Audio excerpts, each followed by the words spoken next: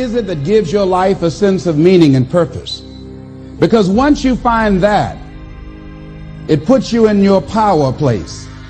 See, if you know what your life work is, I encourage you to start working on it. If you can't do it all at one time, do just a little bit of it. And if you don't know what it is that you showed up to do, if you don't know why you're here, I encourage you to find out what your purpose is here. What is the meaning of your life? What will be different? Have you ever asked yourself that question? I've done that. I remember coming from a friend of mine's funeral, and I was reflecting on how much time I had left. And I went for a walk in a park thinking about this guy whose life was so promising. And I mean, he wasn't an old guy. He was quite young, in fact. And I thought about all of the things that he said he was going to do, and he never got a chance to do those things. And I started thinking about my own life and how much time I had left to do the things that I would like to do. And at that time, I wasn't sure what my life purpose was, what my life's work was.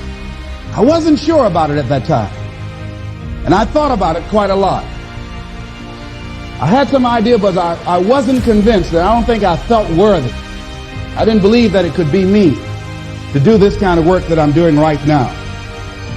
And I say to you that if you begin to take a conscious effort to find out what it is that you're supposed to do, I say that it can literally save your life.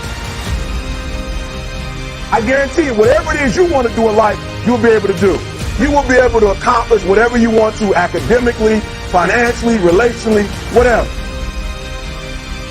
And then once you find out what you want, spend the rest of your natural life waking up and going after it.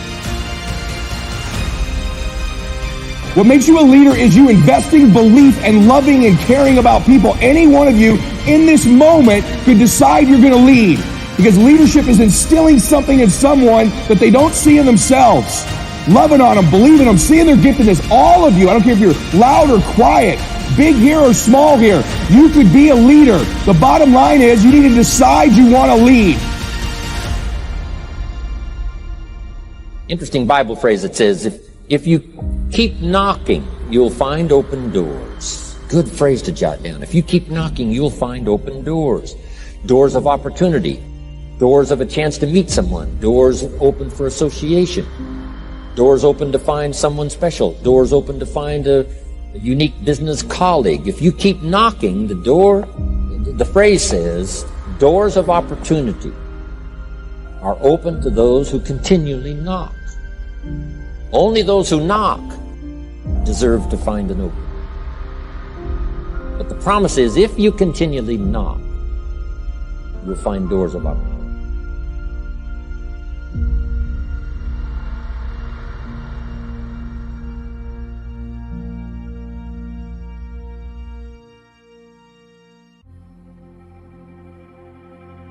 Why is it that most people don't pursue their dreams or don't do better than what they're doing if they're capable of doing it? I think that many of us don't go the next step because we don't know what to do yet. And I say that the reason that we don't even explore the possibility of what to do is because subconsciously we don't believe that it can happen for us, and we don't believe that we deserve it. Your dreams for the next 3, 5, 10, 20, 30, 40 years, actually the rest of your life. Your dreams. You've got to keep dreaming. Ronald Reagan, president, said to the joint session of Congress a few weeks ago, "The Republic is a dream. And if we don't keep dreaming, we will lose the Republic."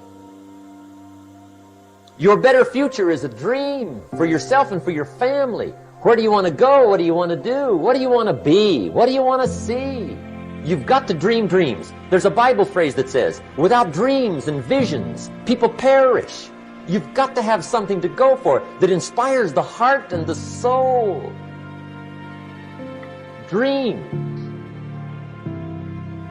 From the children of Sanchez, it says, take the crumbs from starving soldiers, they won't die. Take the bread from hungry children, they won't cry. But without dreams, we all will die. You've got to dream. Don't lose your dream. For yourself, for your future, for your family, the dreams of love and enterprise and travel and doing things, becoming something unique on your journey here. Don't lose your dreams. Do some dreaming.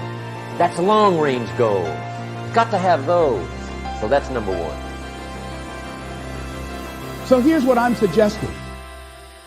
How much time do you spend working on you? How much time do you spend every day working on your dream? In the last 90 days, how many books have you read? In the last year, what new skill or knowledge have you acquired? What kind of investment have you made in you?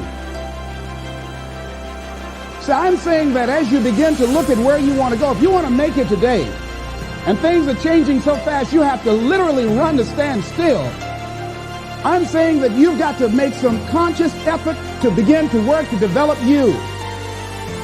Life responds to deserve, not need. Life was not designed to give us what we need.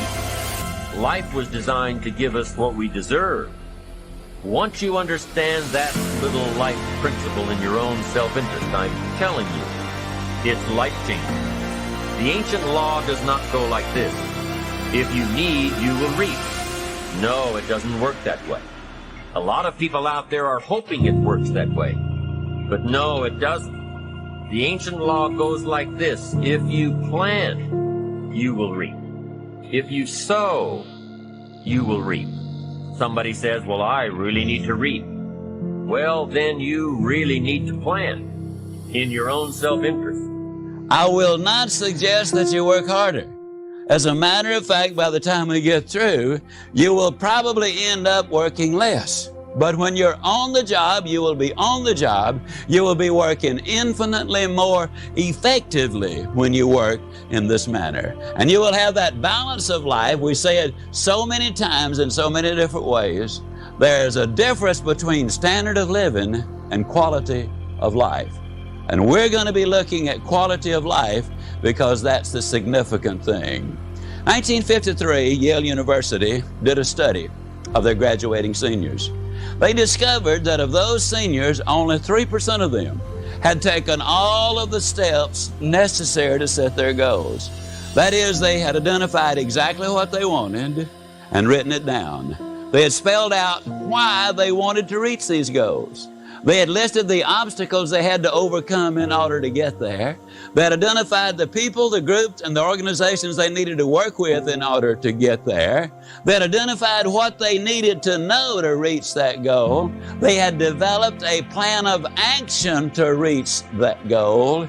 And finally, they were able to put the date on it as to when they expected to get there. Only 3% of the graduating seniors had taken all of those steps.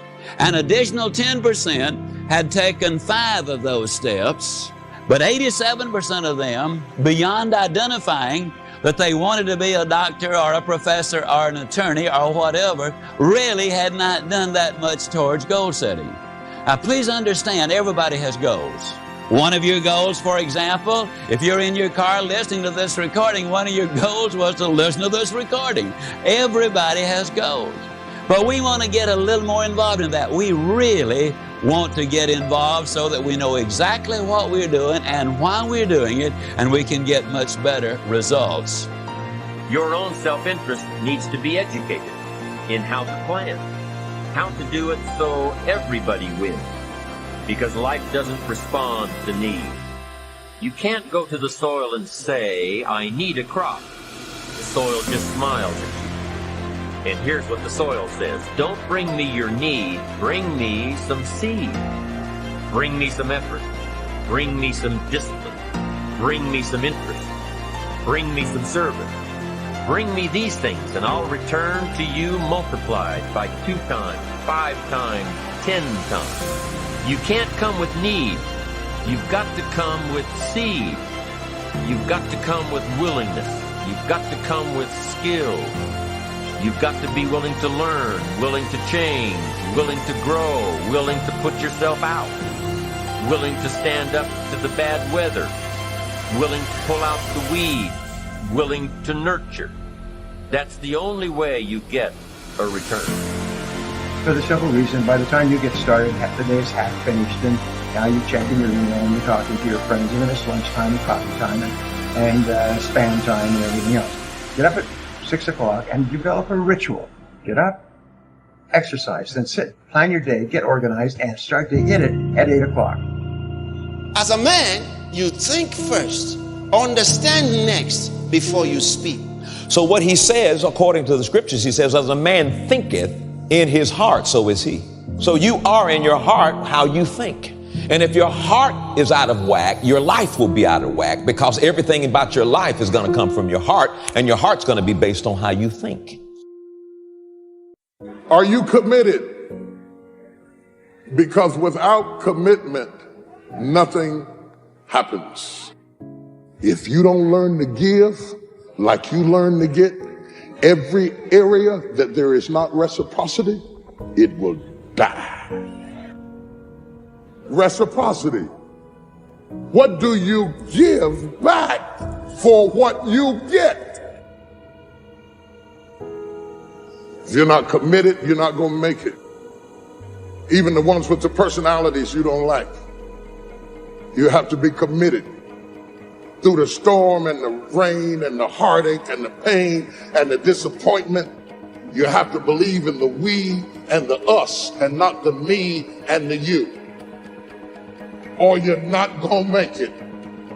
It's a commitment. It's not a feeling. Until you have had the taste of finishing, you will not respect yourself. Until you follow through, until something is done, come hell or high water. I hate plan B. When you start doubting yourself, that's very dangerous. Because now what you're basically saying is that if my plan doesn't work, I have a fallback plan. I have a plan B.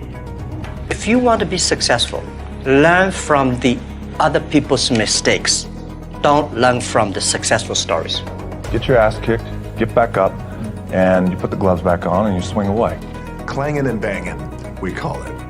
The masters make the hardest things in the world look easiest. And in the moments where you push yourself, when no one else is around, those moments have a tendency to lead to success. Invest in things that we know we can personally impact the outcome of. If I believe that I can take something that's already a good company and just make it a little more likely to be a success, then that's a rigged game for me. And the thing is, in this new hyper-competitive age, none of us can afford to be complacent.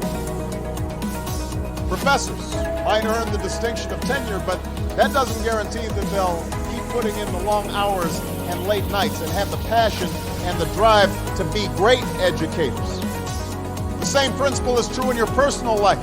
And so for me, I want to live in a state of being grateful and blissful now, not waiting for some future place or date that may never arise. So 80-20, right? I spend 80% of my time thinking about the things that are amazing in my life that I'm grateful for, the beautiful things that I want to build and create, but I also spend 20% of my time kicking myself in the ass because otherwise you get really stagnant. One of the big problems is sitting down and doing the work. Pressfield talks about that in the most concise and beautiful way. And he labels it like an enemy. He calls it resistance, you know, and that you have to sit down, you have to overcome resistance, and that the pro goes to work. And it doesn't matter if you're sick, doesn't matter if you have kids, you're a pro and you go to work. And it puts it in your head that this is what I do. And you have pride in that. This sympathetic nervous system of fight or flight, and you're fighting. It gives you this charge of energy, and you're already at a disadvantage, but you're still there. You can feed into that and tap into that for a lot of power. But if you look at it, well, I'm broken, man. I'm not going to make it. But if you look at it as, man, I'm broken and I'm still here. And I'm fighting and I'm going to find a way to get through this. When things start to suck really, really bad, we got to go. We got to run because I have no other place to go. it gives you a lot of power.